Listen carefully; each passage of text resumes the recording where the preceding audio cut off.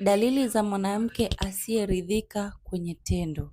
Ukiona mwenza wako anaonesha dalili hizi, jua kabisa wewe mwanaume haumridhishi mwenza wako kwenye tendo.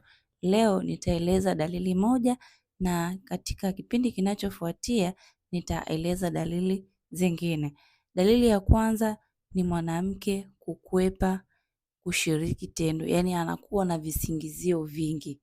Kila ukitaka kushiriki naye anakuwa na sababu, anakukwepa, hataki kushiriki na wewe kwa sababu huna uwezo wa kumfikisha kileleni. Utaenda tu kumwacha kama alivyokuwa. Ukitaka kujua dalili zaidi za kumjua mwenza wako ambaye hajafika kileleni, basi endelea kunifuatilia katika vipindi vyangu vinavyofuatia. Usisahau kushare video hii kwa wanaume wengi zaidi na usiache kucomment pamoja na kulike.